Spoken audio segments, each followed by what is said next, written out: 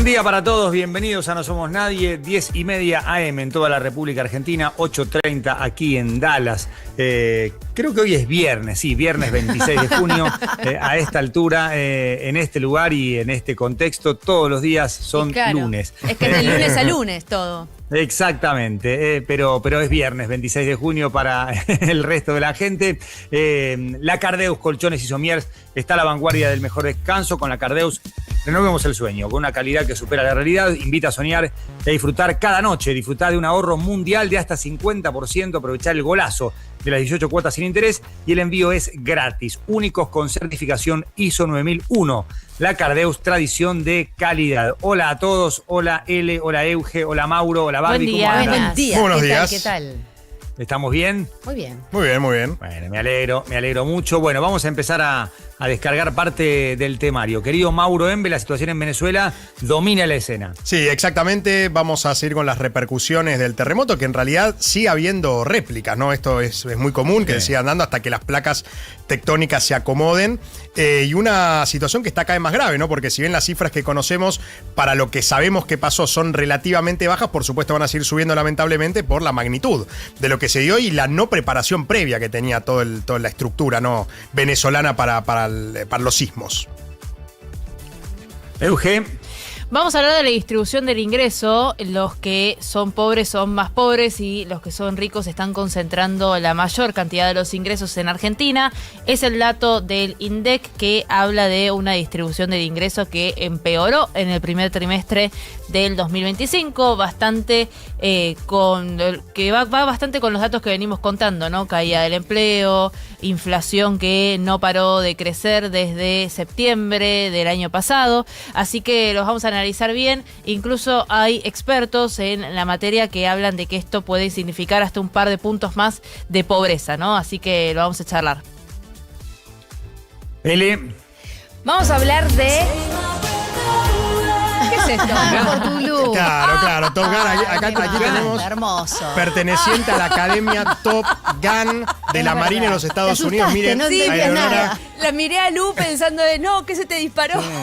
Es Top Gun. Acá está Pete Maverick Mitchell con nosotros. Me puse colorada, me dio calor. El look Tom Cruise es total. Tremendo. Falta la moto, el ocaso e ir caminando, ir yendo por la ruta. Y todos buscando a Tom Cruise a ver si lo dejo por ahí, ¿no? Claro. A ver si lo escondió. Mirá lo que es esto. O sea, Berlín compuso el tema Take My Breath Away y nadie, digamos, o muy poca gente conoce el nombre de la banda, es el tema de Top Gun. No, y de Tal Giorgio cual. Moroder, ¿no? El gran productor musical italiano. Claro. Giorgio, sí. El que hizo la canción del 90, del Tantas, Mundial 90. Tantas ha hecho. Sí.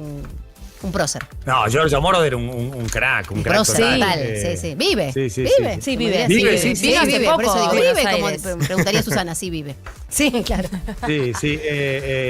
Hace poquito, no sé si hace poco, pero me acuerdo que Matías Martín en Urbana Play, en nuestro hermano mayor, le hizo una nota a Giorgio Moroder. Giorgio, Sí. interesantísimo. Sí, Giorgio. Y tiene una canción, no de él, pero que lo mencionan. Daft Punk Daft Punk, hizo exactamente. una canción que Exactamente. habla él incluso y habla de cómo él empezó a usar los sintetizadores para poder hacer música y es espectacular la canción. Es un Una tema onda, toda la onda tiene el Tano. Sí, Toda la sí, onda te tiene el Maiken Tano. total. Me encantó, total. me encantó. 86 tiene Sí, Giorgio un crack. Moroder. Y hace poco estuvo acá en Buenos Aires. Claro, Giovanni Giorgio Moroder, exacto, de Bolzano, Italia. Mirá hasta dónde llegamos. Con tu Nos outfit. llevó Top Gun. El viaje. Vamos a hablar de anclas emocionales, pero vamos a hablar en especial de un ancla emocional, que es la que usa Enzo Fernández en cada partido. Esa cinta que tiene en una de sus muñecas con una frase muy particular. Vamos a hablar de esa frase, de lo que significa y de por qué son importantes muchas veces en un momento donde hay mucho ruido alrededor, utilizar este tipo de herramientas, vamos a decirlo bien, para tener nuestro mejor rendimiento. Barbie Arroyo. Bueno, los voy a llevar a pasear por la ciudad de Buenos Aires y el Gran Buenos Aires. ¿Por qué? Porque vamos a visitar algunas, desde aquí, ¿no? No nos vamos a mover mucho, algunas de las locaciones más conocidas a través de las series más icónicas argentinas, que ya se han transformado en sitios turísticos en donde muchos que han visto estas series, dos de las más conocidas de nuestro país, dicen, ¡ay, acá se hizo tal escena de tal! Bueno, vamos a hacer un pequeño recorrido virtual por allí también. Muy bien, le mando un gran abrazo a Eduardo, al señor Cabito Más Alcántara, abrazo gigante que está escuchando el programa. Bienvenido a la gran familia de Now 97.9, querido Eduardo. 8:35 aquí en Dallas, vamos a hablar de la Copa del Mundo, por supuesto. Hoy hay 6 partidos para definir 3 grupos. Francia, Noruega compiten por el primer lugar, ya los dos están clasificados. El empate favorece a Francia. Senegal, Irak. Senegal debe ganar por la mayor cantidad de goles posible para tratar de colarse como un posible tercero de 3 puntos. Irak perdió por demasiado margen contra Francia y Noruega, y veo a Senegal como mejor equipo. En la segunda tanda de la triple, Cabo Verde, Arabia Saudita, Uruguay, España, todo dicho, porque de acá va a salir el rival del seleccionado argentino.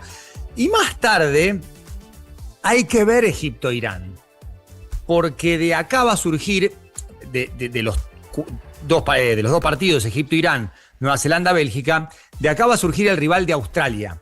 Australia se clasificó segunda, va a jugar contra el segundo de este equipo, Egipto, Irán, Nueva Zelanda, Bélgica, el segundo de este grupo.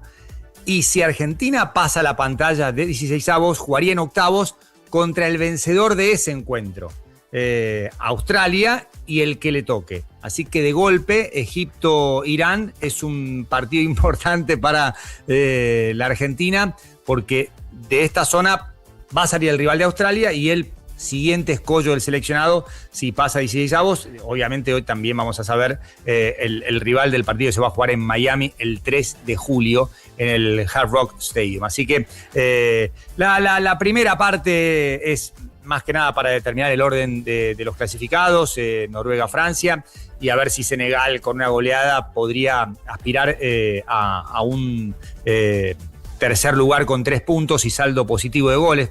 Tiene -3 hasta ahora. Y por supuesto que lo que pase con Senegal-Irak también condiciona lo que ocurra con Arabia Saudita, Cabo Verde y Uruguay-España en caso de que el tercero tenga 3 puntos. Obviamente que vamos a esperar, porque si los dos partidos terminan empatados, hay que ver el tema de los goles. Porque si Cabo Verde empata 3-3 con Arabia Saudita y Uruguay empata 0-0 con España, Cabo Verde lo pasa a Uruguay por saldo de goles a favor. O sea, vamos a tener que hacer cuentas todo el tiempo. Y no solo las cuentas del grupo, sino después, con relación a los terceros, cómo queda el tercero de esta zona con relación a los demás. Igual esa cuenta va a terminar o habrá terminado cuando se termine la fase de grupos, no antes. Y ayer hablábamos de Argelia-Austria. Si España gana la zona, el segundo de ese grupo va a jugar contra la campeona de Europa. Y el tercero, muy posiblemente con Suiza. Entonces, ¿qué te conviene? ¿Jugar contra España o jugar contra Suiza?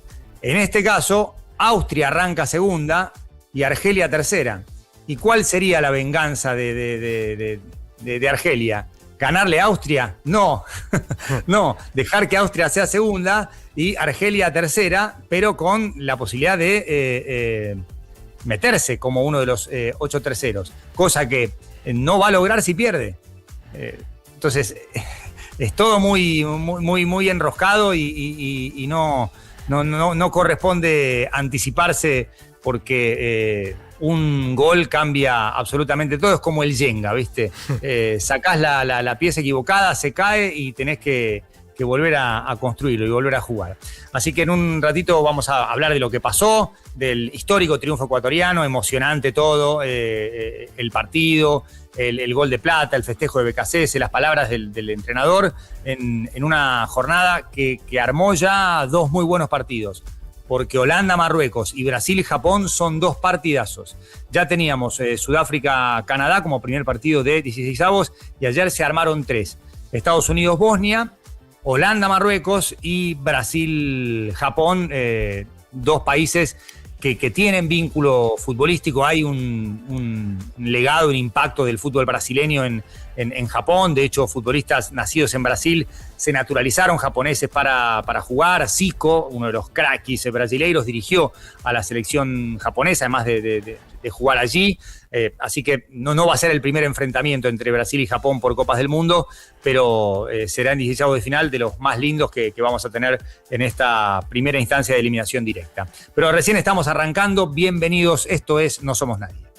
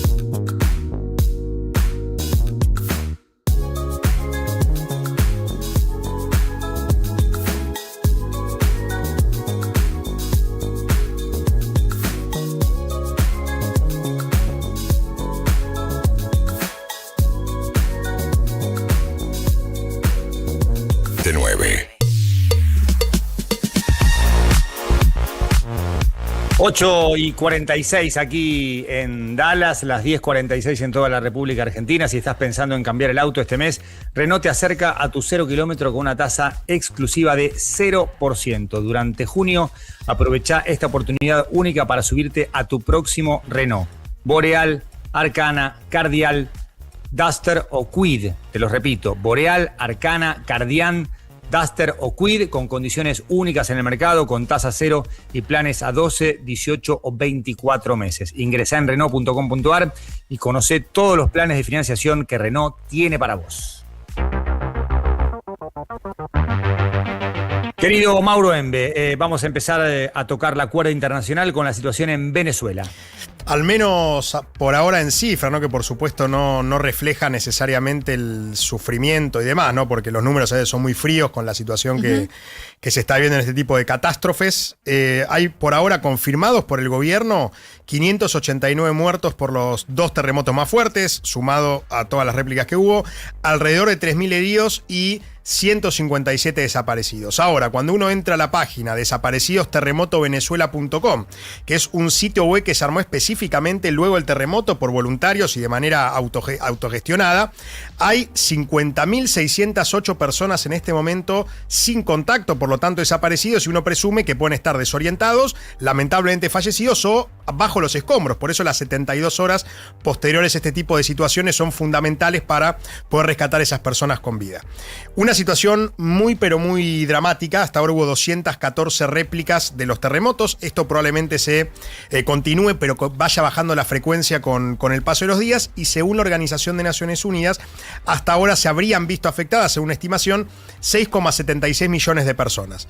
Es un desastre, digo, es un desastre, es una cuestión muy pero muy triste, ¿no? La región más afectada, que fue La Guaira, en el norte del país, sí, junto por supuesto con el distrito capital, donde está Caracas, y el estado Miranda, que está exactamente al lado al este. Porque se da también en un contexto muy complicado que estaba viviendo. Sí, es que claro, si a Venezuela le faltaba algo, digo, esto, o sea, con toda la situación que ya tenía, además el terremoto, por eso hablamos con él recién en el corte, un sistema de salud que ya estaba de por sí colapsado, y ahora está no solo más colapsado, sino que en muchos casos falta de recursos. Y destruido, ¿no? Es una situación realmente muy, pero muy dramática. Una Delcy Rodríguez, la presidenta encargada, que así lo están llamando en diversos medios también alrededor del mundo, estuvo en La Guaira dando la presencia, una zona declarada de desastre, ¿no? Por todo lo que pasó, más allá del estado de emergencia.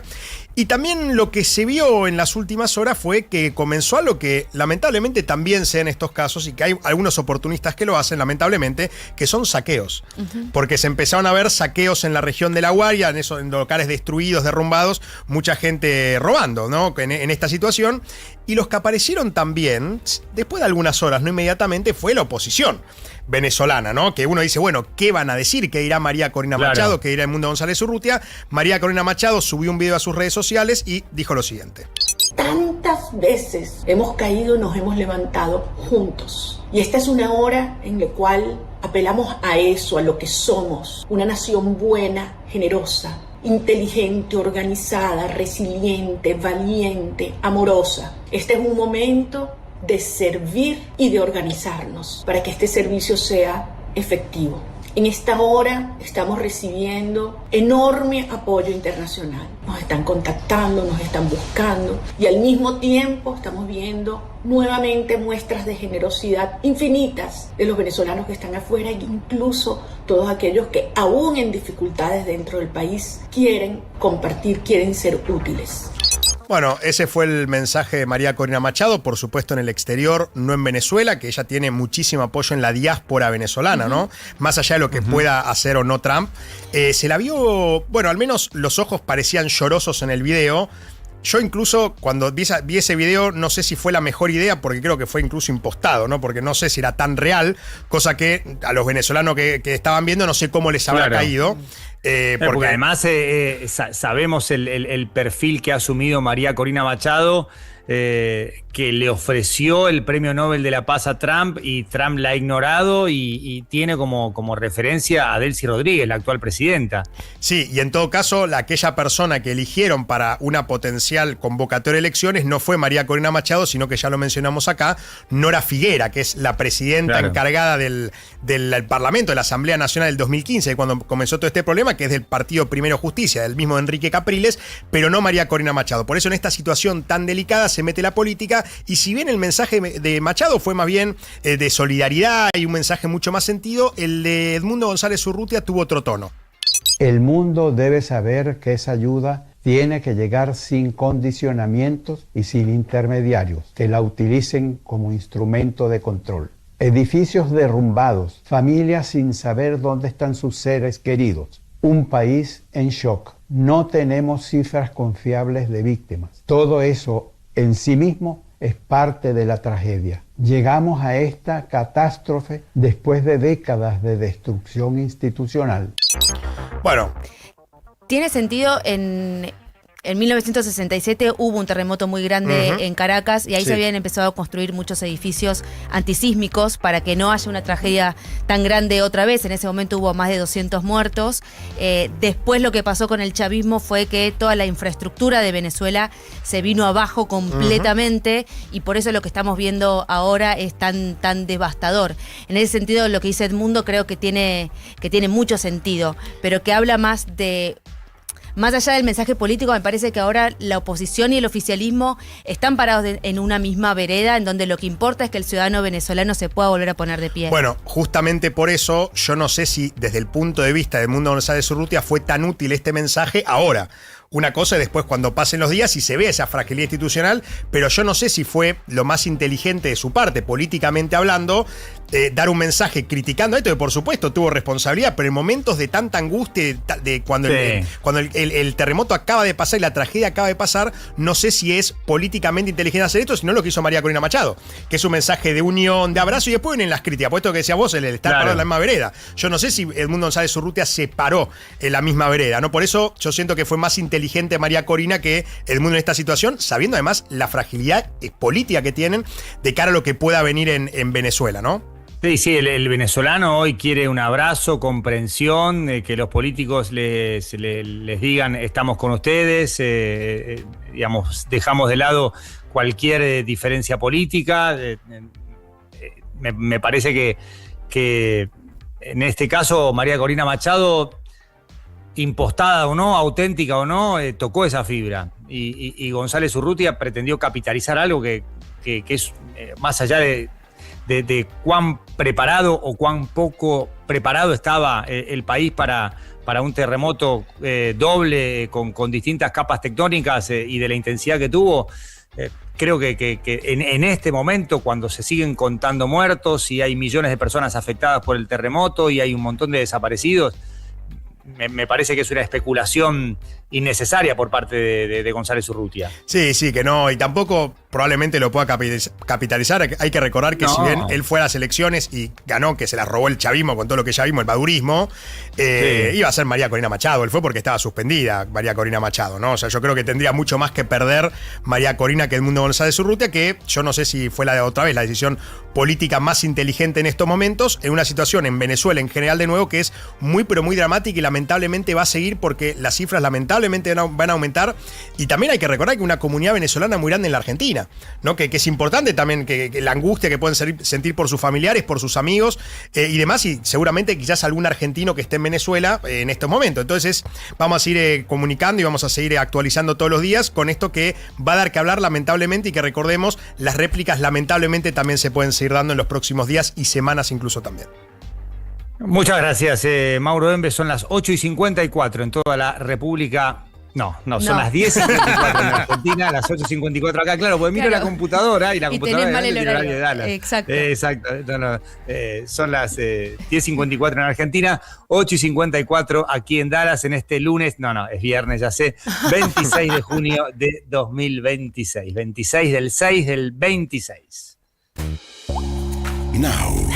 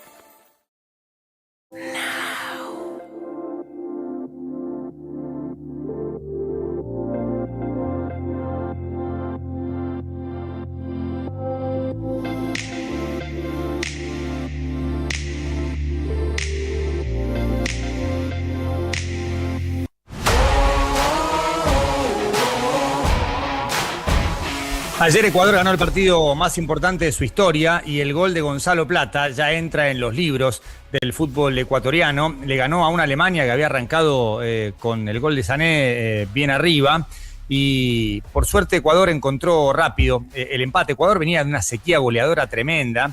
Había hecho un gol en los últimos 7 partidos oficiales y había sido de penal de Ener Valencia contra Argentina, justamente en la victoria de la Tri en la eliminatoria 1-0 de local.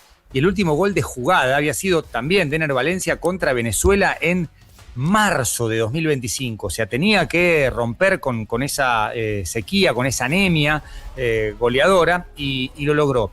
Empató Angulo con un Manolo Neuer, que para mí es uno de los mejores arqueros de todos los tiempos, si no el mejor, pero que a los 40 años en su vuelta al seleccionado no muestra seguridad dentro de una selección alemana que no logra mantener su arco invicto en mundiales.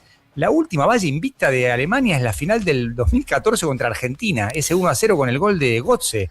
Después jugó 9 partidos, todos por fase de grupos. Es la primera vez en 12 años que Alemania pasa a la instancia de eliminación directa, pues se había quedado afuera en fase de grupos tanto en Rusia como en Qatar. Bueno, Ecuador se aprovechó de esa fragilidad alemana, no solo del bloque defensivo, sino también de su arquero, y empató rápidamente con Angulo, jugó bien, presionó, defendió, puso a jugar mano a mano en toda la cancha. La presión arrancaba con los 3 de arriba, Plata, Valencia y Nilson Angulo, que juega en Sunderland.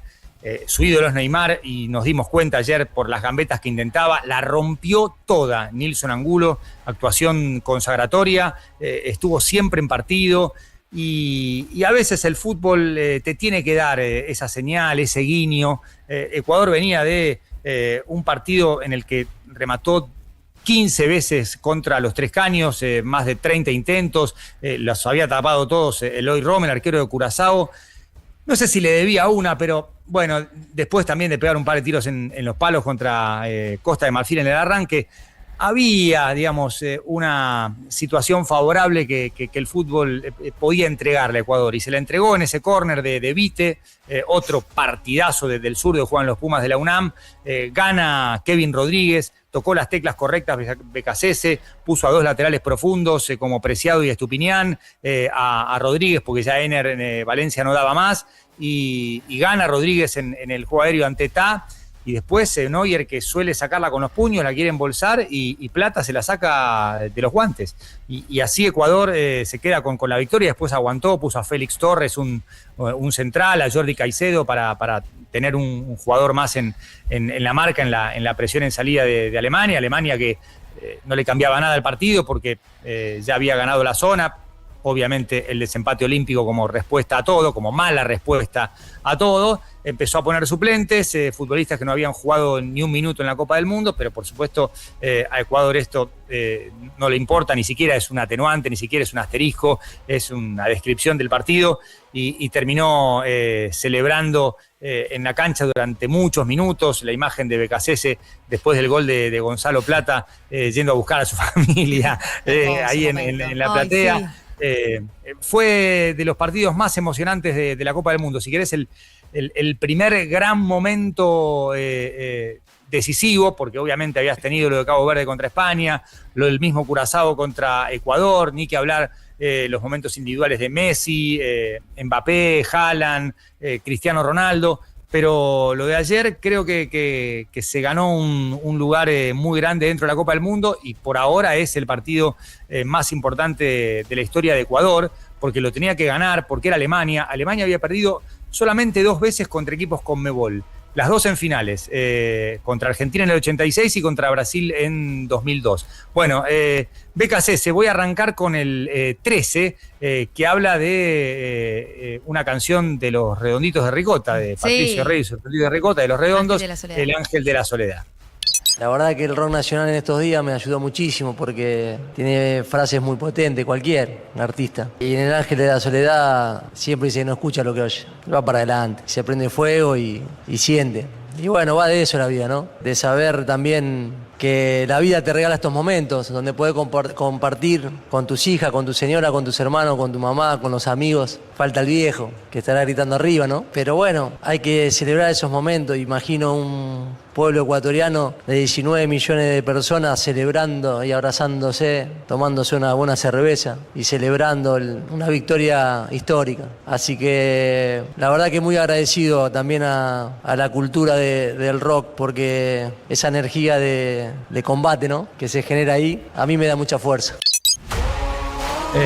Cuando los New York Knicks salieron campeones de la NBA, el narrador de la cadena ABC, Mike Breen, dijo una frase hermosa. Dice, la vida no es perfecta, pero tiene momentos perfectos. Y para los Knicks este es un momento perfecto. Bueno, lo mismo cabe para Ecuador en general y para BKCS en particular. La vida no es perfecta, pero te regala momentos perfectos y el de ayer fue uno de ellos. También BKCS habló de el vínculo entre la gente y este Ecuador, y en el corte de audio 18 dice, quiero que la gente se enamore. Y eso es lo que yo le quiero transmitir al pueblo, porque yo lo veo todos los días y quiero que la gente se enamore de estos futbolistas, porque este Ecuador enamora, o no enamora a este Ecuador. Este Ecuador enamora. Después vemos hasta dónde llegamos. Después vemos si llegamos, si no llegamos, yo no sé.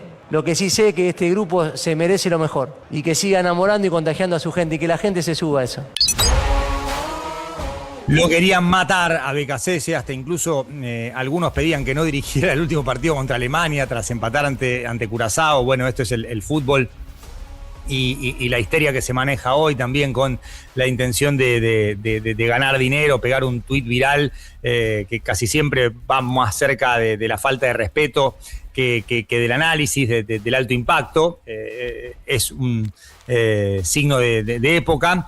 Y BKCS en el corte de audio 14 dice, yo no existo, estos chicos son los que cambian la historia. Este grupo está forjado en el carácter de donde vienen. Yo he recorrido el Ecuador de punta a punta. De Santo Domingo, estuve en todos los lugares. En Machala, en Riobamba, vivo en Quito, viví en Guayaquil. Lo conozco bien el Ecuador. Y fui a visitar acá lugares donde los chicos han salido. Desde el Valle del Chota, desde el Guaya. Entonces cuando uno recorre el lugar y sabe dónde vienen y saben dónde están hoy, ¿cómo no se van a levantar? Si ellos vienen de ahí, ya lo hicieron y lo hacen todos los días. Entonces el mensaje para ese pueblo, para esa gente, que estos chicos son los que cambian la historia. No, yo no existo. Yo soy un guía nomás. Acá los que cambian la historia son los jugadores, por eso es importante que mantengamos la fe y la confianza. Y si nos toca perder, estar orgullosos de lo que dimos y de lo que hacemos, porque se entrenan al máximo. Es un juego, pero hay que dejar disfrutar a la gente cuando se gana. Y sí, ya tocará ocuparse del próximo rival. Por ahora sería Inglaterra. El 1 de julio. Ecuador ya jugó con Inglaterra en una instancia de mano a mano. Fue en 2006. Ecuador pasa a la siguiente instancia en el Mundial de Alemania, gana los dos primeros partidos y después pierde con Alemania 3-0, justamente. Y se repetiría la secuencia de jugar contra Alemania, aquella derrota, 20 años después victoria, a jugar contra Inglaterra. En aquel Mundial de hace 20 años perdió con gol de David Beckham de tiro libre, ganó Inglaterra 1-0. Por ahora, Ecuador jugaría contra Inglaterra. Por esa parte del cuadro van México y por ahora Escocia. Insisto, esto puede cambiar, va a cambiar, pero es la foto que sacamos hoy. Uh-huh. Y fue muy lindo abrazo entre BKCS y Hernán Galíndez, los dos nacidos en la Argentina. Galíndez, que empezó su carrera en Rosario Central, que jugó aquel fatídico partido en el cual Central desciende, pierde con All Boys 3-0 en el Gigante de Arroyito en 2010, y se tuvo que ir de Central. Hicimos una linda charla para Clank, que está disponible, porque él ahí también cuenta cómo se va vinculando con la cultura, con la idiosincrasia ecuatoriana, y no dudó cuando le ofrecieron nacionalizarse y jugar para la selección, sin renegar sus orígenes, pero también incorporando algunas cosas que le ha dado la larga estadía en Ecuador. Galíndez ha regresado al fútbol argentino, ataja en Huracán, y ayer hablaba de la deuda con nuestra gente, con su gente, que es la ecuatoriana. Bueno, que disfruten. Estos momentos no son de todos los días, que hay que sentirse orgulloso de ser ecuatoriano, que hay que levantarse mañana, probablemente después de una noche larga, y ponerse cualquier cosa de Ecuador y salir a la calle. Porque creo que tienen a 26 jugadores que hacen todo lo posible para representarlo lo mejor que pueden. Y hoy se vio con la cantidad de gente llorando en las canchas, con la cantidad de gente hoy en nuestro país en las calles. Nosotros más que nadie queríamos pagarle la deuda que teníamos a nuestra gente porque sabíamos que estábamos en deuda.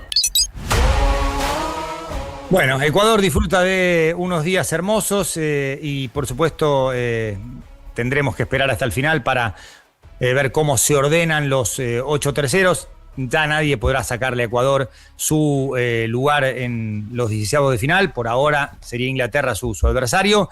Alemania ganó la zona y Costa de Marfil, con su triunfo de ayer, quedó en el segundo puesto. Le ganó a Curazao con 2 goles de Nicolás Pepe y Costa de Marfil va a jugar 16avos de final como segundo de este grupo. Por ahora, ¿qué le tocaría a Alemania?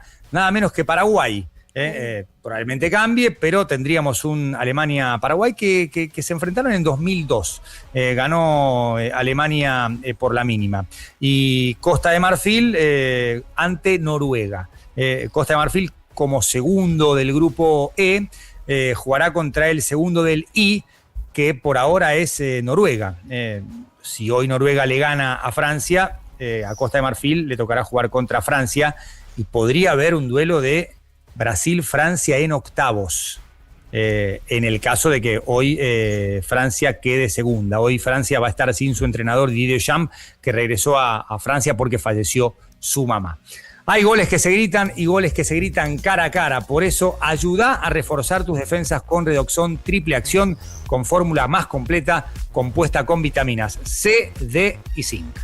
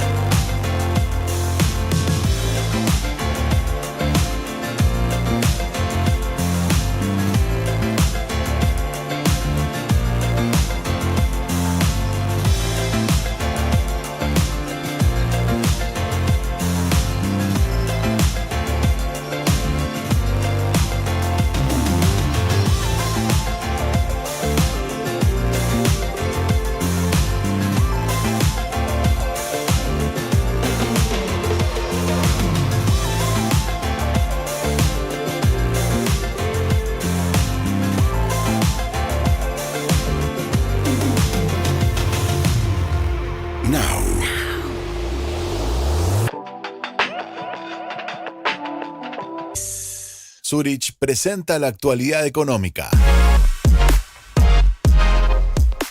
Euge Mucio, primer tema económico desarrollado en profundidad aquí en la mañana de No Somos Nadie. Bueno, ayer salieron los números de distribución del ingreso del INDEC, un número que sale de manera trimestral, y ahora tenemos qué pasó en el primer trimestre. ¿Qué pasó en el primer trimestre? La desigualdad, la brecha entre los más ricos y los más pobres se ensanchó 19 veces, es la brecha entre ricos y pobres. Se mide con algo que se llama el coeficiente de Gini, que para entenderlo fácil mide del 0 al 1, 0 siendo el número de mayor igualdad, 1 siendo el de mayor desigualdad. Entonces, cuanto más cerca está del 1, más desigual es esa población, y cuanto más cerca del 0 está menos desigual esa población. El número se ubicó en 0,442 puntos, cuando en el mismo trimestre del año anterior había sido de 0,435. Esto es muy numérico, pero es como para indicar cómo es que justamente se mide esto.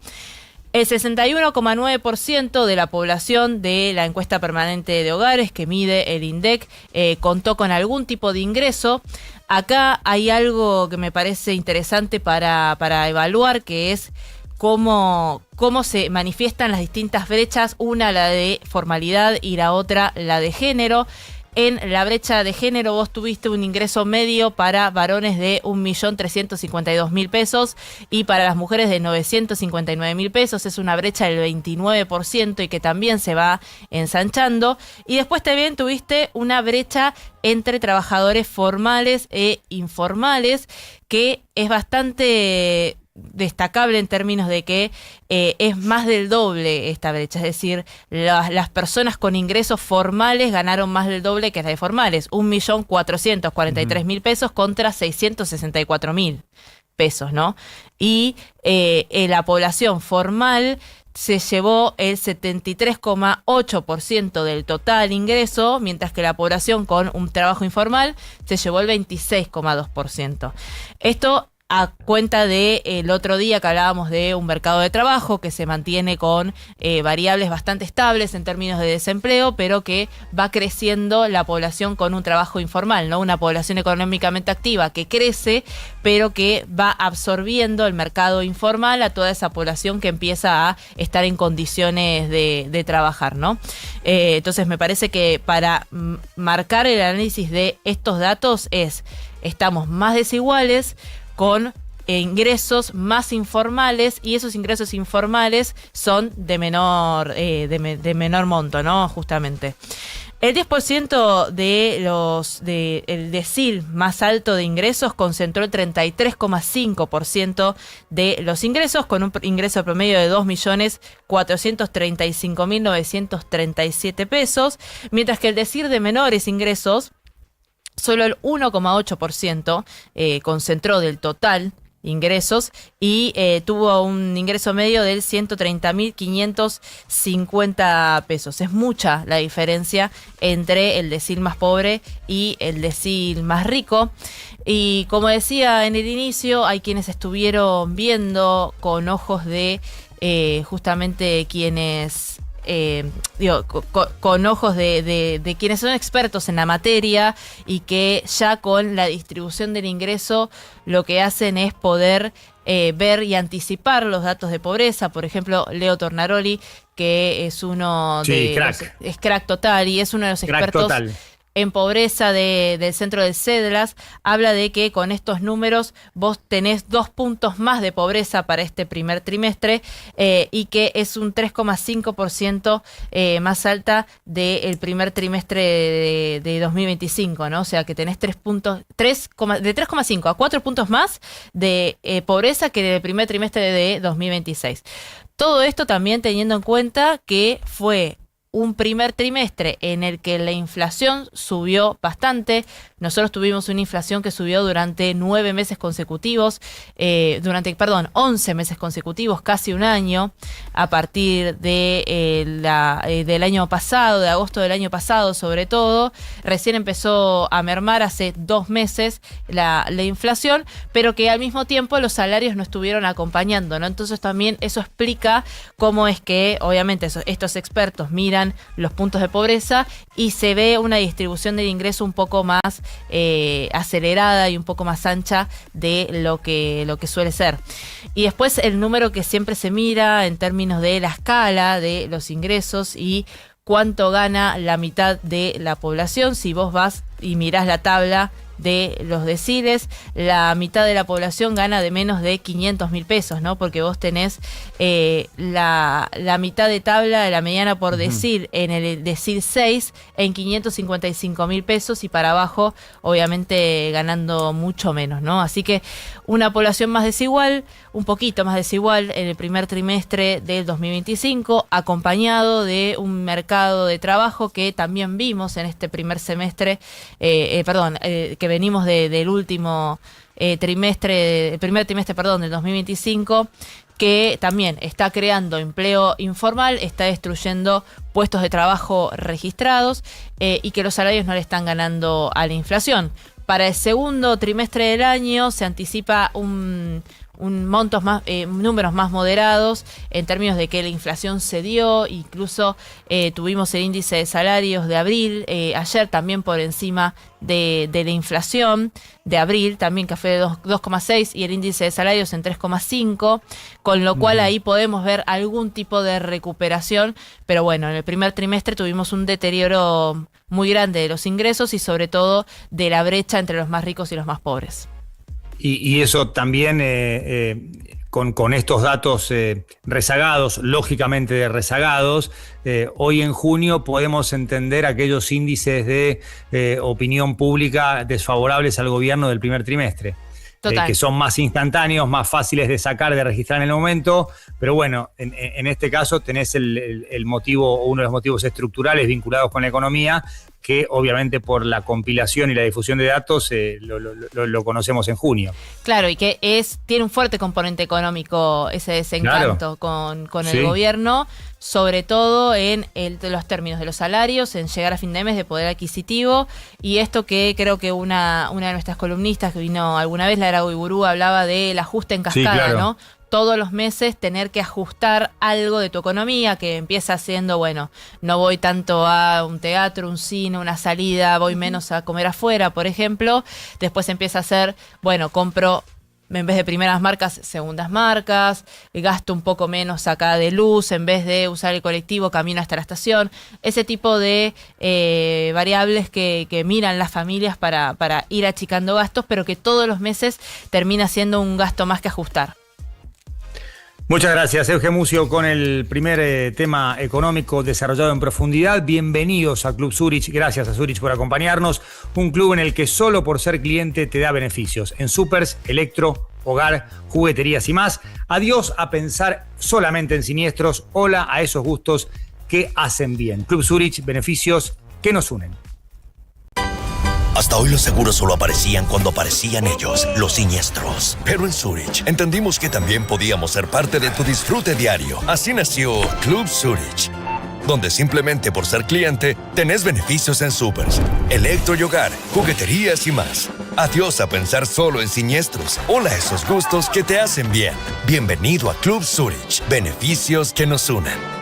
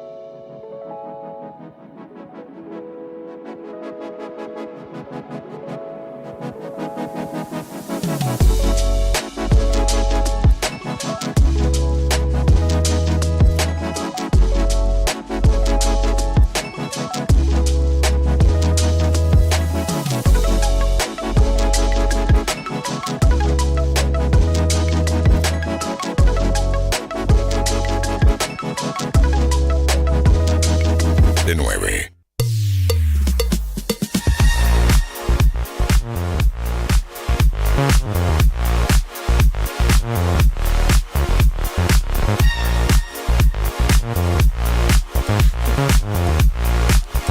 ...11:24 en todo el país... 11:03 la temperatura en este momento en la ciudad de Buenos Aires. En un ratito está saliendo el sol, salió el sol. En realidad en un ratito vamos a estar hablando con ese Marcusi para que nos cuente cómo sigue el día de hoy y también cómo va a estar durante todo el fin de semana. Y por supuesto vamos a actualizar el estado del tránsito, principalmente en zona sur por el aniversario de Costequi y Santillán, que hay una manifestación ahí en el puente Pueyrredón y estaba cortado, así que en un ratito vamos a actualizar toda esa información. ¿Estás, Juan Pablo? Estoy acá, Ahí me parece que estás. Zoom, correcto, se había colgado el Zoom. Aquí estamos, L. Atención país, el ACA salió a la cancha con todo, escucha bien, si te asociás hoy tenés 50% de descuento en las primeras 6 cuotas, sí, pagás la mitad, auxilio en ruta, descuentos, trámites sin vueltas, entrá ya en aca.org.ar y hacete socio. ACA, hinchas de nuestros socios. Noticias claras para una mañana productiva. Now. 97.9. Anoche vimos el peor partido de la Copa del Mundo. Fue un horror, un espanto. El empate 0-0 entre Paraguay y Australia. A los dos les convenía el punto. Australia sabía que con la igualdad quedaba segunda. Australia espera entonces por el segundo de la zona de Bélgica, Irán, Nueva Zelanda y Egipto, y va por la parte del cuadro de Argentina. Paraguay sabía que con el empate le alcanzaba porque con 4 puntos quedaba blindado como uno de los 8 terceros a clasificarse. Por ahora la foto lo empareja con Alemania en 16avos, hay que esperar, y es una foto que seguramente va a tener algunos cambios. Pero el partido fue muy malo, encima veníamos del subidón de Ecuador, ¿viste? Esas transmisiones que te quitan energía y cuando bajás decís, bueno, no hay más. Y en este caso sí teníamos Paraguay-Australia y fue un partido malo, sin situaciones, con mucho pelotazo. Australia propuso un poquito más. Alfaro había tomado nota de los goles ante Turquía de contraataque de los Socceroos y dijo, no, a mí no me van a meter un solo contraataque. Defiendo en bloque bajo con línea de 3 centrales y 2 carrileros, con 3 mediocampistas de combate, Diego Gómez, Cubas, que jugó muy bien, y Matías Galarza, y todos pelotazos para Enciso y para Ábalos. Y el primer tiempo fue muy malo, Paraguay no le vio la cara al arquero. Después en el segundo tiempo entró Mauricio, un futbolista nacido en Brasil, salió el carrilero izquierdo, Maidana, de Talleres de Córdoba, lo mandó a Galarza ahí y por lo menos tuvo más toque. Hubo momentos en los que Paraguay dio 4 o 5 pases seguidos, lejos del arquero Gil, que tuvo atajadas, sí, pero ninguna tan complicada. Hubo alguna situación al final para cada uno, pero el partido fue muy, muy malo. Tony Popovich, el entrenador de Australia, se viste como Cholo Simeone, todo de negro, y es admirador del entrenador del Atlético de Madrid. Bueno, ¿qué dijo el profesor? Vamos a empezar con el corte de audio 22, cuando le preguntaron, pero ¿no fue demasiado conservador lo de la albirroja? Y esto dijo el cazador de utopías imposibles. A mí me gustaría tener el 99% de la posición de la pelota. ¿Sabe cómo me encantaría tener el 99% de posición de la pelota? ¿Cómo me encantaría? Entonces, hay cosas que las tenés o hay cosas que no las tenés. Lo peor que hay es ser un ni. No sos ni ofensivo ni defensivo. No sos defensivo por elección. A veces sos defensivo porque no te queda otra. O no sos ofensivo por elección. Sos ofensivo si tenés sustento como para poder tenerlo. Me van a tener que disculpar, pero yo con el profesor tengo algo personal, de estima, lo quiero y lo banco. Es una cuestión subjetiva, más allá de lo feo que ayer jugó Paraguay, obviamente por sus intereses. Lo entiendo, esto es alto rendimiento, es una competencia y ayer Paraguay propuso un partido que por lo menos redujo la chance del contraataque australiano. Quedó afuera Turquía. Turquía le ganó 3-2 a Estados Unidos en el partido que no valía nada, desempate olímpico mediante, porque no había ninguna posibilidad de que Estados Unidos perdiera el primer lugar. Puso muchos suplentes, Mauricio Pochettino, y terminó ganando Turquía 3-2 en la última jugada. Y esto dijo el profesor con relación al plantel de Turquía y la comparación con la albirroja. Está, como dije, Turquía 4-1 con respecto a nosotros. Y Turquía ya se va del Mundial. Entonces, con 2 jugadores, Turquía vale todo lo que vale el plantel de Paraguay. Entonces, quieren ser críticos con Paraguay, no tengo ningún problema. Quieren ser críticos conmigo, no tengo ningún problema.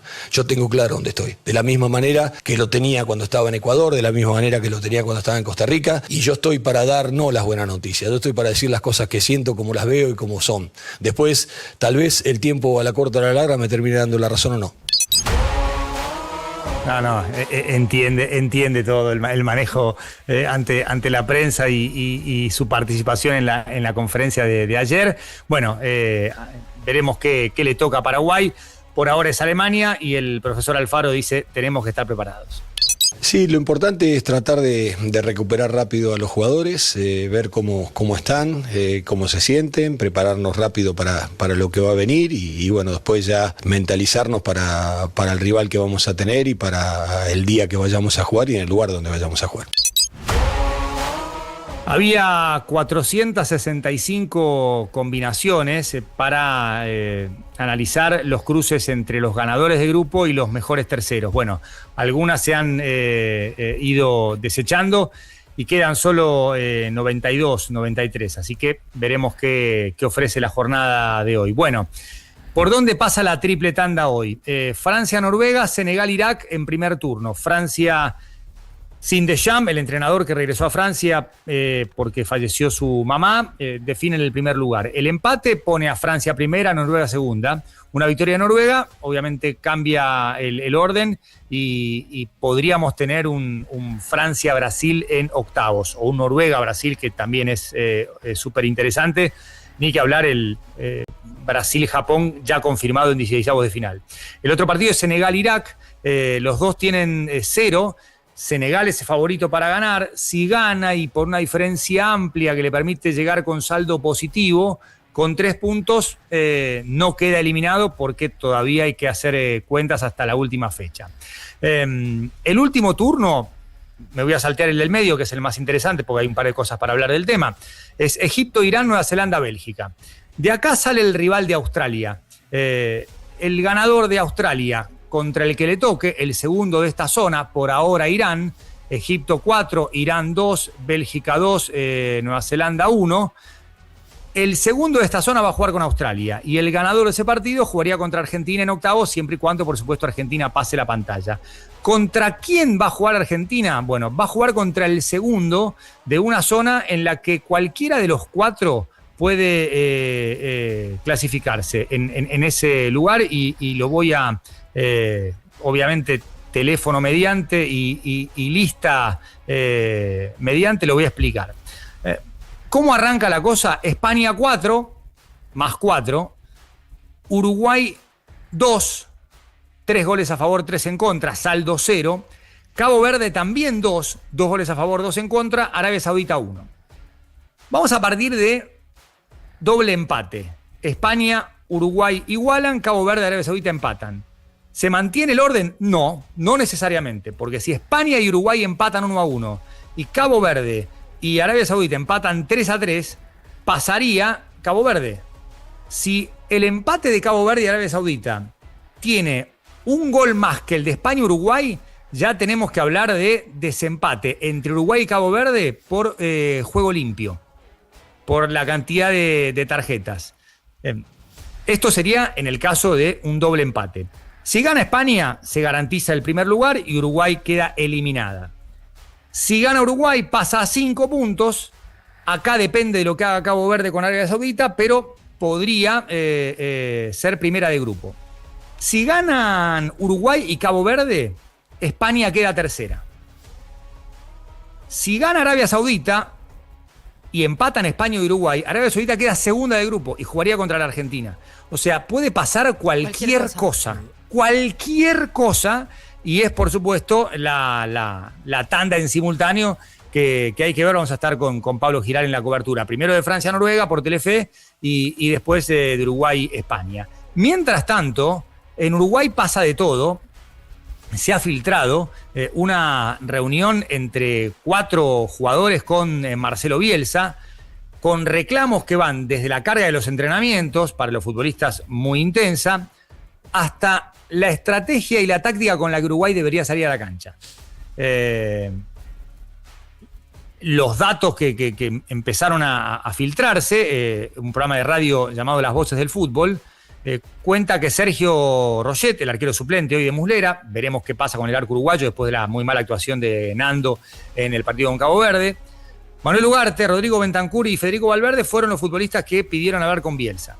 Y le plantearon la forma de entrenar, los agota, muchos llegaron por lesiones o por carga acumulada, no soporta más esta metodología de trabajo, incluso recordaron el último entrenamiento previo a un partido contra Estados Unidos, amistoso, Uruguay perdió 5-1, y los jugadores dijeron, no, pero este trabajo nos dejó sin piernas, y además le plantearon que quieren jugar contra España con un bloque bajo y salir de contraataque. Y Bielsa dijo, no, yo creo que por características a España le tenemos que jugar en espejo. Los futbolistas supuestamente cerraron un acuerdo entre ellos, que si Bielsa no los escuchaba o no cedía, se levantaban y se iban. Pero pasó algo que tiene demasiados datos. Evidentemente la filtración es muy precisa. Cuando los jugadores le plantean estas inquietudes, Bielsa toma la palabra y habla durante 48 minutos sin pausas. Cabeza inclinada, desplegando su visión sobre el fútbol, el grupo y la historia del ciclo. Obviamente que la polémica por los dichos de Luis Suárez estuvo en el menú. Yo creo que es un parteaguas esa declaración de Luis Suárez, que interrumpe un momento bueno de la selección uruguaya, con un muy buen 2023 y una Copa América en la que pierde con Colombia en semifinales. Y hasta Bielsa, según este informe muy, muy preciso, dice que les construyó la carrera a algunos futbolistas que están dentro de la selección, como Sebastián Cáceres, el central, el de la máscara, y Maxi Araujo. Josema Jiménez intentó frenar la situación, algunos querían irse, se retiraron, otros se quedaron hasta que Marcelo Bielsa terminó. En este contexto, bueno, Argentina tuvo su traumático Mundial de Rusia 2018, hasta en un momento se hablaba de que Burruchaga iba a dirigir el partido contra Nigeria y que Sampaoli renunciaba, pero luego de la charla, Argentina le ganó 2-1 a Nigeria con el gol de Marcos Rojo. Argentina se clasificó para octavos y le estaba ganando a Francia 2-1 con ese gol de Gaby Mercado. Veremos en qué termina esto, pero no es el mejor contexto para enfrentarse con España, mucho más la filtración de esta reunión. Veremos qué pasó hoy durante el partido, pero que el día anterior se filtre todo esto con datos hasta de 48 minutos duró la charla, bueno, no es una buena señal para la Celeste. Tampoco era un contexto favorable el de Ecuador, pero había unión entre Becasese y el plantel. Estaban juntos y estaban convencidos de que podían ganar a Alemania. Acá no parece ver un grupo detrás de las ideas y de las decisiones del entrenador. Mientras tanto, Bielsa esto dijo con relación al partidazo que tendremos en México. Bueno, usted da por sentado que lo que vio no permite ninguna expectativa positiva. Yo no comparto ese punto de vista. Es un equipo que contra Arabia creó 15 situaciones de gol y contra Cabo Verde, que venía de empatarle a España, creó el doble de situaciones de gol que creó Cabo Verde, mereció ganar el partido. Los 2 goles que obtuvo el rival no fueron producto de la capacidad de desequilibrio impuesta por el equipo oponente respecto de Uruguay, por lo cual hay dos lecturas, la que hace usted, que 6 puntos sobre 2 desilusionan, y la que hago yo, que hay matices que ofreció el equipo que me permiten imaginar que vamos a competir. Bueno, esto decía Marcelo Bielsa. Obviamente vamos a dar horarios de la triple tanda de hoy. Importante. Voy a mi calendar. Voy a hacer la conversión horaria necesaria. A las 4 p.m. hora de la Argentina, Noruega-Francia. Estamos en la previa a las 3:15 de la tarde. Y a las 6:10 de acá, a las 8:10 en Argentina, a las 9 p.m. el partido desde Guadalajara, Uruguay, España. El gran partido. Por supuesto, estaremos informando permanentemente de lo que pase con Cabo Verde y Arabia Saudita. Más tarde, a la medianoche, ya a las 0 del sábado en la Argentina, Egipto, Irán, Nueva Zelanda, Bélgica. Un partido o un par de partidos que hay que ver, porque de ahí sale el rival de Australia, por esa parte del cuadro de la Argentina. Así que nadie se quiere perder un partido y no siempre estás cómodo en casa para verlos, pero mientras la pelota siga rodando en este mundial, la rutina no se detiene. Hay que trabajar, viajar, estudiar y seguir con el día a día. ¿Te toca laburar, estar en el bondi o cursar durante el partido? Bueno, tenemos buenas noticias para vos. Con Personal podés mirar todos los partidos por Flow sin consumir gigas de tu plan, del plan de tu celu. Ya sabes, si tenés Personal, no tenés que planificar tu día según el fixture. Este año no tenés excusas. Alentar al campeón es cada vez más Personal. Son como los de antes, que encargaban más, tenían más gambeta. Hoy tenés el 9 falso con él. Falso 9. ¿Quién puede desaprovechar un beneficio así? Mira todos los partidos por Flow sin consumir gigas del plan de tu celu. Yo lo tengo.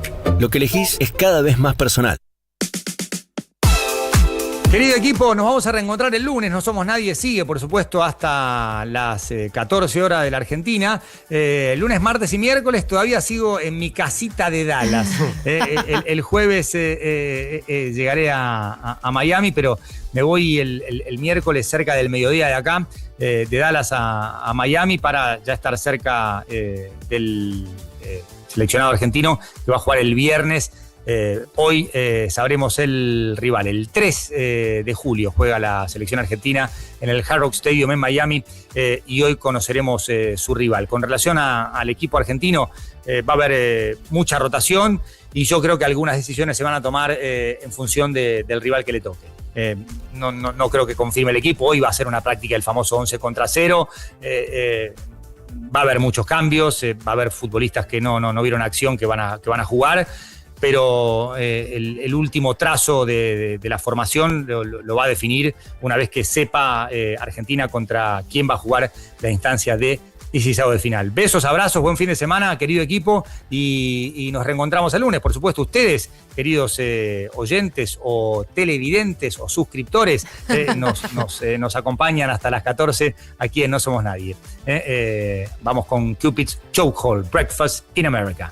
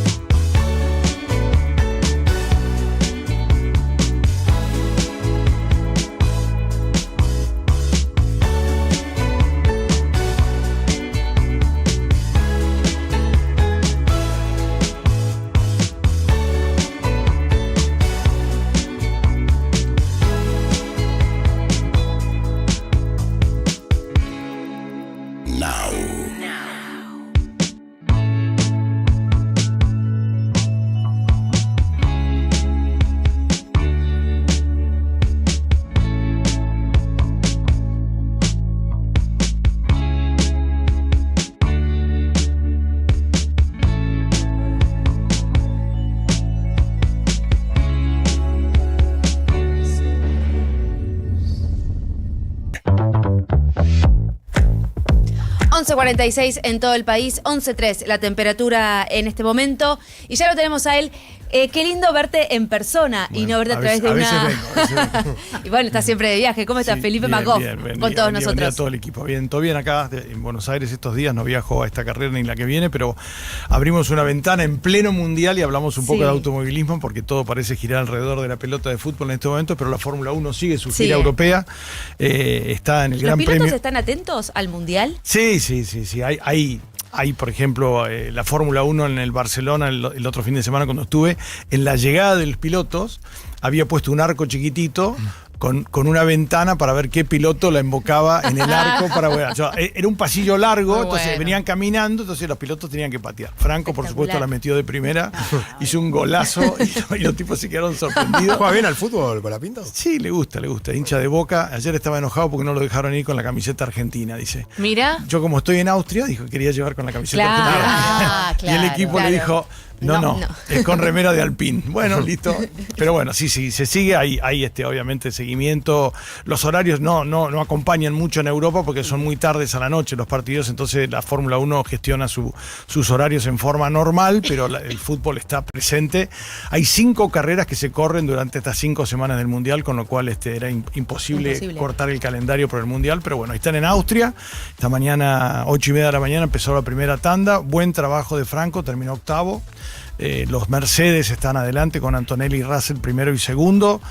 Hasta ahora solamente hubo prácticas y ensayos, muchos pilotos jóvenes practicando esta mañana en Austria. La Fórmula 1 tiene un reglamento que 2 veces al año los equipos tienen que ceder las butacas de los pilotos titulares a los pilotos rookie o pilotos novatos. Ajá. Y en este día hoy hubo 6 pilotos que estuvieron practicando con distintos autos en la primera práctica. Hoy en un ratito, dentro de 11 minutos empieza la práctica número 2, un fin de semana normal.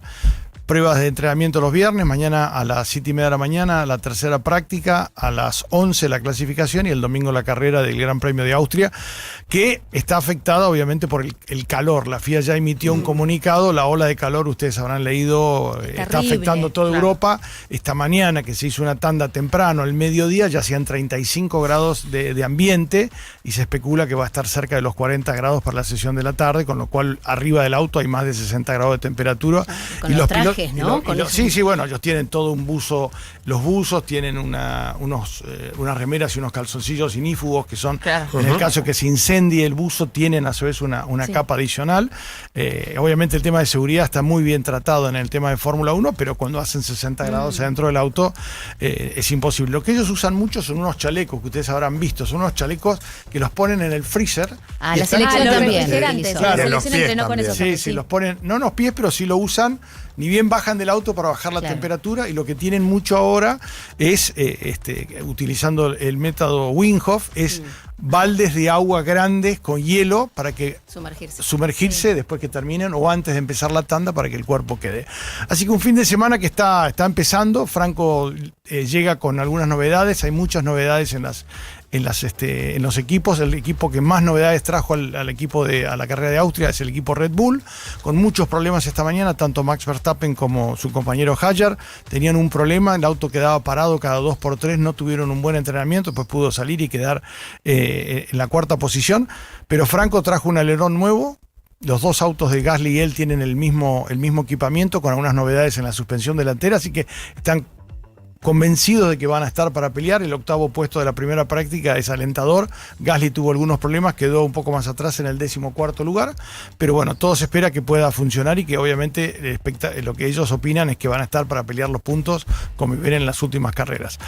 Hay 2 argentinos más corriendo en Austria este fin de semana: Matías Colnaghi en la Fórmula 3, que no tuvo mucha suerte en la primera práctica, quedó 18, y Nico Barrone en la F2 quedó 20º, pero bueno, una presencia argentina en todas las categorías del fin de semana. Y la carrera, repito, que se va a transmitir el domingo a partir de las 10 de la mañana. Y tenemos 2 carreras seguidas. Este fin de semana Gran Premio de Austria y después el histórico, el centro de la Fórmula 1, que es el circuito inglés de Silverstone en Inglaterra, que es se cumple el aniversario de los 76 años del nacimiento de la Fórmula 1 en mayo de 1950 ahí en Silverstone. Gracias, Felipe, completísimo como siempre. Bueno, me alegro que tengan un buen fin de semana y el lunes estaremos por acá para redondear un poco qué fue lo que nos dejó la Fórmula 1, cómo le fue a Franco Colapinto, cómo le fue a los otros argentinos y cómo le va a Argentina el sábado a la noche. Todo, gracias. Abrazo grande, chao, chao. Si un dolor te frena, tenés Actron. Alivia el dolor el doble de rápido. Los argentinos más rápidos eligen Actron Rápida Acción, nueva fórmula. ¿Qué haces vos acá? ¿Cómo que hago, papá? Dale, vamos a meterle. ¿A fondo? A fondo vas a tener que ir vos. Bien, Juli. ¿Te duele? Yo tomo Actron Rápida Acción, nueva fórmula.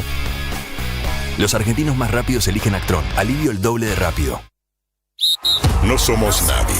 Toda la actualidad del Mundial de Fútbol 2026 está en Now. Nos acompaña Aperol. Tiempo de rituales. Tiempo de disfrutar. Qué locura esta hinchada. Dejan todo, menos de alentar. Los hinchas llenan de energía a los jugadores. Los jugadores llenan de energía a los hinchas. YPF, Energía Argentina. Vamos con un equipo bien argentino. En el arco Pancho, en el fondo el huevo, en el medio mostaza y arriba el fideo. A los argentinos todo nos pasa por la panza. Y si aparece dolor, Sertal, el alivio para el dolor de panza argentino. Lea atentamente el prospecto. Ante cualquier duda, consulta a su médico o farmacéutico. Tu batería en 50 minutos con instalación gratis.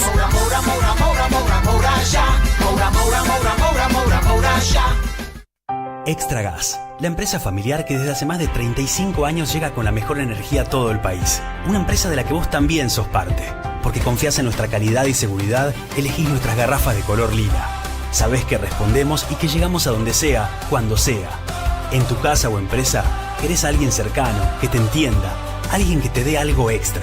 Más que gas. Extra Gas. Bienvenidos a mi fábrica, la más maravillosa del mundo. Santander presenta Charlie, la fábrica de chocolate. Vacaciones de invierno en el Teatro Gran Rex. De los productores de La Sirenita, Matilda y School of Rock. 6 cuotas sin interés con tarjeta Santander Visa. Entrada solo en tuentrada.com o en la boletería del teatro. Charlie, la fábrica de chocolate en el Gran Rex. Disponible para cartera de consumo. Costo financiero total nominal 0%. Para más información y limitaciones consultar santander.com.ar. Now 97.9 Radio Oficial.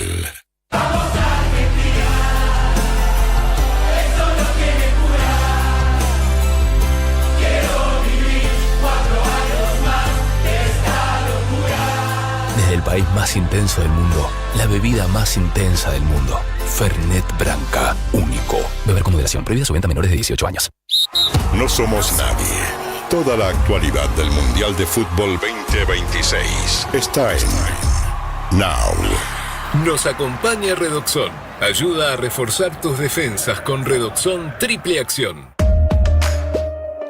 11:54 en todo el país, estás en Now 97.9, acordate que nos ves en todo el mundo, 979now.com, también en nuestros canales oficiales, tanto de Twitch como de YouTube, @979now. En televisión nos encontrás en el canal 21.1 de TDA y también en el canal 85 de Flow. Te puedes descargar nuestra app, disponible tanto para Android como para iOS, y ahí nos ves y nos escuchás, y todas nuestras redes sociales, @979now. Tenemos que volver a hablar del tema Venezuela, de la tragedia que está atravesando Venezuela producto de estos dos terremotos prácticamente en simultáneo que tuvieron durante el día de ayer, y el número de víctimas fatales que no deja de crecer. Y le damos la bienvenida a ella, a Carolina Moroso, periodista, colega, compañera, ex compañera. Claro que sí. ¿Cómo estás y cómo estás viviendo toda la situación que está pasando en Venezuela con tu cercanía con ese país? Mira, es realmente muy triste. A mí me reavivó el recuerdo de la tragedia de Vargas en 1999, un gran alud, hubo miles y miles de muertos, y me reavivó ese recuerdo. Yo en ese momento vivía en Venezuela porque, además de mi vínculo desde la cobertura profesional, tengo un vínculo casi personal, existencial con Venezuela, y me reavivó ese recuerdo y realmente me cuesta hasta entender la dimensión de esta tragedia que se apila sobre una tragedia preexistente para un país que tuvo una sangría de personas, 8 millones de venezolanos empujados al exilio. Esto es una cifra solo comparable con los países que estuvieron sumidos en los peores conflictos que conoció la humanidad en estos años. Un país que tiene un sistema de salud diezmado, que no tiene dispositivos de emergencia, que tiene a buena parte de los profesionales de la salud y de los dispositivos de emergencia afuera. Sí. Que se quedó en buena medida en grandes edificios departamentales con muchísimos adultos mayores viviendo solos. ¿Por qué? Porque son los más reacios a migrar, porque son para los cuales la dificultad de empezar de cero es mayor en otro lugar. Así que todo pareció ser la receta para un desastre, además en un fin de semana largo, fue un día festivo. Realmente no puedo llegar todavía a comprender la dimensión de la catástrofe que atraviesa a Venezuela. Ahora el gobierno actualiza la cifra de muertos, 589, pero estamos hablando de que en las plataformas ciudadanas de recopilación de información se habla de decenas de miles de desaparecidos. Y un número que parece que va a seguir aumentando porque la realidad es también que la información en Venezuela es muy difícil para su acceso y es muy difícil de tener cifras que sean exactas. Sí. En este tipo de tragedias y en Venezuela todavía más. Totalmente. Y en general hay una gran desconfianza sobre la información pública porque ha habido en Venezuela en estos años. Por eso digo que esta tragedia se monta sobre tragedias preexistentes. Ha habido en Venezuela en estos años un blindaje informativo con persecución a periodistas, cierre de medios, prohibición incluso de manifestar y de exponer ciertas cosas hasta en las plataformas de redes sociales. Uno de los principales reclamos que surgió en las primeras horas era que Conatel, digamos, la encargada de, digamos, regular temas de telecomunicaciones en Venezuela, habilitara el libre uso de la red social X en el país para que la gente pudiera publicar información sobre sus familiares desaparecidos. Lo que quiero decir es que estas tragedias, que por supuesto un fenómeno natural puede caer en cualquier lugar del mundo, pero cuando se monta sobre toda esta problemática estructural en un país, bueno, por supuesto que el saldo es mucho peor, ¿no? Bueno, algo que hablábamos antes con Juan Pablo era, y él también, y la mesa, el tema de cómo ha salido la oposición venezolana en el exterior, en este caso María Corina Machado, también el Mundo González Urrutia, con sus respectivos mensajes distintos, el de María Corina un poco más cercano, si se quiere, más sentimental, el del Mundo González Urrutia un tanto más político, haciendo una crítica al gobierno. Bueno, ¿cómo cae eso hoy en esta población? Más tanto el mensaje del Mundo como el mensaje de María Corina, y ¿cómo puede repercutir esto también políticamente para Delcy? Por supuesto, con lo primero y principal, que es la tragedia de todo esto, ¿no? Porque cuando se vaya disipando, la parte política va a volver a subir. Por supuesto, recordemos que Venezuela está en un extraño proceso. Digo extraño porque todavía no estamos vislumbrando cuál va a ser el desenlace, pero está en un proceso de transición. De hecho, Delcy Rodríguez, el cargo exacto es el de presidenta encargada. Eso por definición es un interinato. Uno de los proyectos de Estados Unidos en sus 3 fases para Venezuela es propiamente la transición, que incluye el llamado a elecciones. Uno piensa que con todo lo que hay que reconstruir en Venezuela ahora, en términos de lo que dejó la tragedia, más lo que ya había para reconstruir en el sistema electoral, diezmado para perpetrar un fraude en el año 2024 y antes también, uno puede pensar que ese horizonte temporal se corre para un eventual llamado a elecciones. No sabemos igual qué puede llegar a pasar. Lo que pasa es que lo que está primando ahora es la emergencia humanitaria. Tanto así que gobiernos y personas que uno hubiera pensado que era imposible que establecieran un contacto directo por vía telefónica con Delcy Rodríguez, se encontraron haciéndolo. El presidente de Chile, flamante presidente, José Antonio Kast, el presidente Nayib Bukele de El Salvador, que dicho sea de paso fue de los primeros en ofrecer ayuda concreta. De hecho, el primer paquete de ayuda que llega a Venezuela con rescatistas y toneladas de equipamiento es de El Salvador. Entonces, ahora lo que está primando, más allá de toda consideración de escenario político, es la urgencia humanitaria. Pero por supuesto, repito, como esta tragedia va a develar aún más de lo que ya lo está haciendo, todas las cuestiones y todo el saldo que dejan más de 25 años de chavismo, me parece que también en los venezolanos va a crecer el reclamo por un cambio sistémico más profundo, ¿no? Una Venezuela que se tiene que reconstruir casi literalmente en estos 2 lugares, en las zonas más afectadas por estos terremotos, y pienso en la gente, porque la gente ahora tiene la consecuencia inmediata, que es la destrucción total. Pero cuando pase esta inmediatez y este flujo informativo y estas imágenes que estamos viendo por todos lados, porque deja de ser noticia los terremotos en Venezuela, a ellos les queda la peor parte, que es la de volver a armarse, porque ahora tenemos muchísimas personas que perdieron absolutamente todo y mucha gente afuera de Venezuela queriendo volver a ayudar a sus familiares, a encontrar a sus familiares en muchos casos. Y hay que ver, Elio, si esa tendencia no cambia un poco en este tiempo. Quiero decir, si gente que se estaba encontrando ya en una situación apremiante en términos socioeconómicos en Venezuela, hay una población muy empobrecida. Venezuela, para ponerlo en contexto, es un país que está dolarizado de hecho, pero con salarios de miseria. Entonces, bueno, esa es la receta para el empobrecimiento. Quiero decir, cuando los precios están en dólares y los salarios son magrísimos y en el traslado al dólar de un salario mensual no llega en muchísimos casos ni a los 50 ni a los 30 dólares. Y te hablo en casos de gente que gana bien. Adinerada, que trabaja. Claro, no, hay gente muy adinerada en Venezuela que ha crecido económicamente al calor del régimen también. Claro, y hay otra gente que no, pero digo, más allá de esto, yo me pregunto si no vamos a ver una nueva oleada, es muy pronto para decirlo, pero una nueva oleada de gente saliendo de Venezuela pensando en rearmarse fuera del país. Esto no lo podemos saber, pero la verdad es que el éxodo venezolano en estos años no ha parado de engrosarse y en este caso está mediando un desastre natural, ¿no? Carolina Moroso, muchísimas gracias por esta charla con nosotros y por venir por acá. Gracias a ustedes y gracias por hablar de Venezuela. Sigamos hablando de Venezuela. Muchas gracias. Sería un placer verte siempre.